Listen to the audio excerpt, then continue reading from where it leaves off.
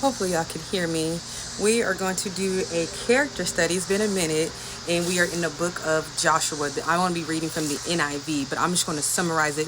Please go read it for yourself. But let's just say the theme of the book of Joshua is faithfulness, perseverance, obedience, and the fact that God is not a man that can lie. He will fulfill all his promises. So, boom, check it.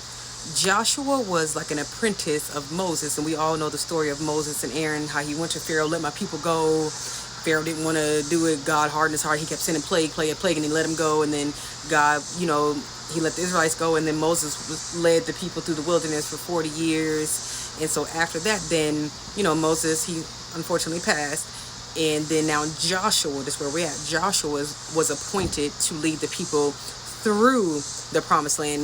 Moses brought them to the border of the promise, and Joshua was appointed, son of Nun, to lead them through the land of Canaan and overtake it and overthrow all the people there, because the people that were living in the cities of Canaan, they were disobedient to the Lord.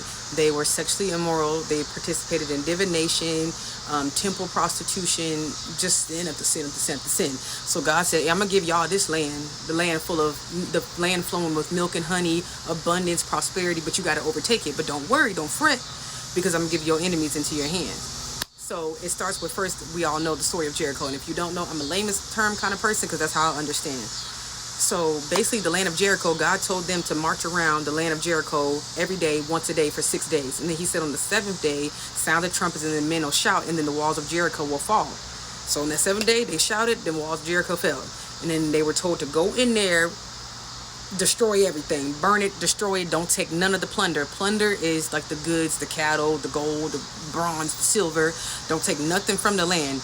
Go in there, take it, do what you got to do, and bounce. So then they went to the next land of Ai, but it's spelled A-I, and, God promised that, hey, I'll give y'all these people too. I'll give y'all enemies into y'all hands. And they was like, all right, cool, bet. It didn't happen. The enemies almost overtook them. And then Joshua came to God and was like, God, but you said you was going to give us, you ain't a man to lie. He was like, yeah, I ain't a man to lie, but didn't I tell y'all not to take nothing from Jericho? And he was like, we did it. He said, yes, you did. I need you to call up tribe by tribe, family by family, man by man. And so Joshua called everybody up, man by man, like, who took something? And then this dude named Achan was like, my bad, I got some silver under my tent. So then they went and found the silver, and then they unalived him. And God was like, okay, now go try to take the land of Ai again. I'm gonna give it to you. They went to go take it. God gave it to them. And then this time God said, you can take the plunder of this land. It is yours. Have it. So after that, they moved on to the land of Gibeon, or they were moving to the land of Gibeon. But along the way, the Gibeonites knew they were coming, and so they stopped, and they threw on like some dirty sandals. They threw ashes on their head just to make themselves look like foreign, dirty, musky travelers. They were trying to deceive Joshua and the Israelites, and they was like, hey, can we be a part of y'all little clan, y'all little tribe? And Joshua was like, all right, I make an oath to you. Yeah, y'all can be a part of my tribe, but y'all gonna be the woodcutters and the water carriers. And they was like, all right, bet, cool. As they was getting closer to Gibeon, they found out that the Gibeonites was with them. They weren't no foreign travelers. And Joshua was like, hey, bet, like, why y'all lie? And they was like, because we heard what the Lord has been doing to the people who y'all step to, y'all overtake them. No questions asked. You burn it down. There's no survivors. We were scared. And he was like, all right, that's some messed up stuff, but I can't break an oath. I'm gonna keep my oath to you. Y'all can stay with us, but y'all still gonna be these woodcutters and water carriers. And they was like, all right, bet. So then they were moving on, and the kings of the Amorites found out that they was coming. So they done banded together 5 kings from 5 different territories in Jerusalem. All 5 of them banded together, and they was like, they Israelites can't stand us. It's 5 kingdoms against one. The Israelites. And hold on, brain fart. So in the word, it says that these 5 Amorites and their kingdoms and their armies, they had more people in their armies than sand on the seashore. So God said, hey, don't worry. I'm going to get them too. I'm going to give them into y'all hands too. Y'all going to take them. Y'all going to win. And Joshua was like, all right, bet. So all night they marched to get there. The entire night they marched. And when they got there, Joshua told God, hey, God, I need you to make the sun stay up. Make the sun stand still. So God said, bet. that sun stayed up for a whole full day. Like, the moon was nowhere to be found, and so they could see and overtake them. God also told Joshua, hey, I need you to cut the hamstrings of the horses in their chariots and do all the stuff to their chariots, because they had more military power, I guess, to overthrow them. So not only he defeated the Israelites, and Joshua and them defeated the five king Amorites in all their kingdoms. But guess what? The five kings in Jerusalem, each one of them territories, they fled like the little punks they are. They fled. They let all their little people get unalive. Joshua said, hey, follow them, track them down. We ain't stopping until I got their heads. So the five kings went to go hide in the cave. Joshua found out. And they rolled a huge rock in front of the cave and trapped them in the cave. And they guarded the cave. So then after a while, they said, all right, bring them out. I want them unalive. And I want them hung up on a pole. So he hung up on a pole. The next day, he brought them down and he threw the bodies in the cave, rolled the rock back on the inside. So then after that, they on a roll, tribe after tribe. Then they went to go take Lebanon. I know y'all seen that. They went to go take Lebanon, Lachish. They got some weird names in the Bible. Literally they just kept moving city to city. They took at least 6 more cities, and God delivered their enemies into their hands every single time. He said, don't worry, you ain't got nothing to fear. I'm gonna deliver them. Y'all my people. I'm gonna deliver them. And they did. So the last tribe they went to go, the last tribe they took was the tribe of Hazar. And same thing, he had a big old mighty army, took them, defeated them. And so now the whole land of Canaan, the whole region of Canaan is now the Israelites. And so just like God said, he promised this is y'all inheritance land, Joshua was appointed to divide the territories up, since they have overtook all the lands, all the cities in not Jerusalem, in Canaan. So there's 12 tribes of the Israelites. So he gave two tribes east of the Jordan River, and the 9.5 tribes the land to the west of the river. In this land, there was a tribe in the Israelites called the Levites. The Levites were like the priests and the ministers, and they got not little bitty, but they got parts of the land in the cities, and like they had their own little city for like pastures and flocks, because the Levites were like the ministers. They were in charge of continuously spreading the word to the Israelites, continuously spreading the gospel and doing the burnt sacrifices, because back in the day they would burn cows and things like that to sacrifice to God. That was their whole mission. Like, that was their whole point of being. So we're here. I know I'm rushing. I need to slow down. I hope y'all can keep up. Go read it for yourself. Don't ever take my word for, don't ever take my word. So the two tribes on the east side, they ended up building an altar. And then when you hear the word altar, it automatically like, now what you doing? The altar and the tabernacle. So then the 9 tribes on the west side was like, after all God then delivered us from, after all God then seen us through and traveled us through the land, he didn't saved us, and y'all gonna build an altar in rebellion against God? Have y'all lost y'all everlasting mind? And so they sent 9 of the chiefs from each tribe from the west side to go roll up on the east side and be like, what are y'all doing? And the east side was like, hold up, brother, wait. Listen, Linda, this ain't no altar for no other God. This altar is for God himself.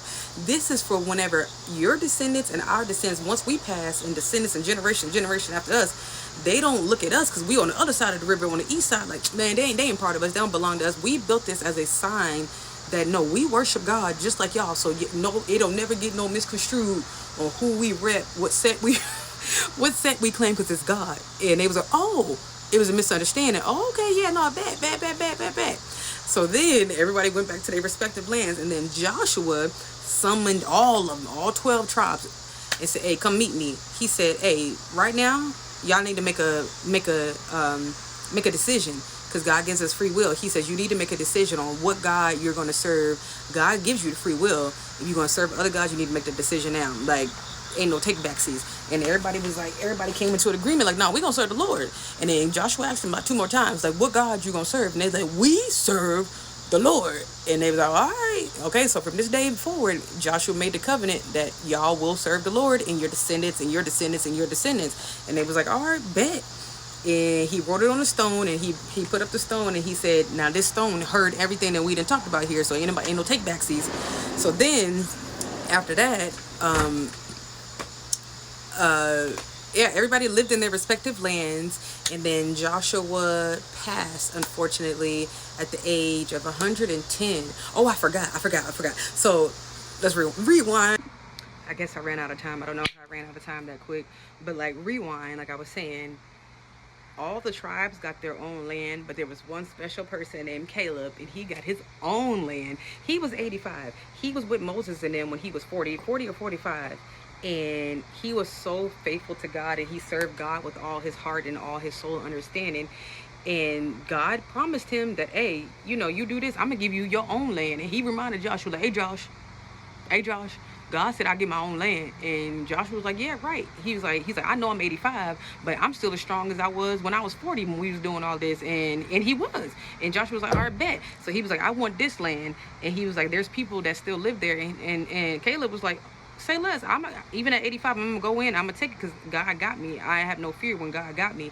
And sure enough, Caleb went in there, took the land at 85, at his old age, but he wasn't old. And he took the land. So yeah, everybody got their land, but Caleb got this special allotment because he served the Lord with his whole entire heart and his whole entire being. And that got him. Did I get him? I hate mosquitoes, y'all. Yeah, so that's how I came to be. I hope y'all enjoyed this Bible study. I know I talk fast. Keep up. No, I'm playing. I hope y'all kept up. Go read it for yourself. But this is just a story that God is not a man that can lie. He's not like man, actually, that lies. He's unchanging. He does not change. What he says he will do, he will do. If he said he's going to deliver you from your enemies, he's going to do it. And it also goes to show, don't lean on your own understanding, which is also in the Bible. And we all fall short of it. Me, lean on our own understanding. Don't look at your circumstances or what it looks like, because that's how the devil's going to come in and deceive you. Like, ain't no way I'm going to be able to pay my rent and my account is negative 15. Do you have faith? Do you have faith? Because God's not a man that he can lie. If God said he's going to do it, he's going to do it. So it's about faithfulness, about persevering, even though it looks like you can't take it on. Because I know Joshua and them was looking like, sometimes like, yeah, we trust you, God. But you see how big their army is, and each time God was not a man that can lie. But only if they follow the commandments, the decrees, and laws. So this is what I continuously preach on my page is, I know we all like to say, God knows my heart. He does know your heart, and he loves that your heart is beautiful and kind and giving.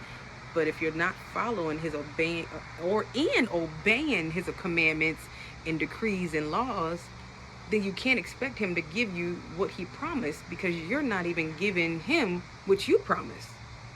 It's like, it's give and take, but he loves us so much that even through all of that, he will still give us blessings and stuff, just to let us know and remind us that he is all powerful. He is all seeing. His understanding is way beyond ours. His thinking is way above ours. But if you do what God calls us to do and be obedient and follow his laws, then he will give you your promised land, your inheritance, the land flowing with milk and honey. But we gotta stay, not turning to the left, not turning to the right, not looking at our circumstances, not tripping out. This is me to me, but just really remembering, like, okay, this is what God gave me. He gives us promises to give us something to hope for, and to hold on to it, and just hold on to it with all your might and all your understanding, because the devil comes to kill, steal, and destroy. He's going to try to come steal your focus, kill your peace, and just to get you to think, man, God ain't coming through me. And we all know God's timing is not our timing. I read in the Bible, one day, 1,000 years to us is one day to God. And you know God will wait till the last minute to come through, just to see if you really had the faith that you claim you had. So grab that promise, grab it down, hold on to it with everything you got. And we always forget the and, follow the commandments and decrees and laws, which is, sorry to remind y'all, but don't engage in homosexual activity. This is not for me, it's from the Lord. This ain't my rules, this is his. Don't murder, don't steal, don't commit adultery, don't be gluttonous, don't be envious, don't be jealous, don't honor your mother and your father. Go read them for yourself. So don't keep wondering, like, God, you ain't caring for me, you ain't doing this, when we're not really following what we said we were going to do. But he knows we're going to mess up. That's why you got to repent. Repent. Don't participate in what he called divination. That's why he had Joshua and them destroy the lands, because they were sexually immoral, fornicating before marriage, having sex with a whole bunch of people. They were participating in divination, tarot, mediums, astrology, Reiki healing, divination. You can't be a rebellious people and then expect God to bless you in the same sentence. Ugh. I love y'all. God loves y'all more. You know, if I get a nugget, you get a nugget. Peace.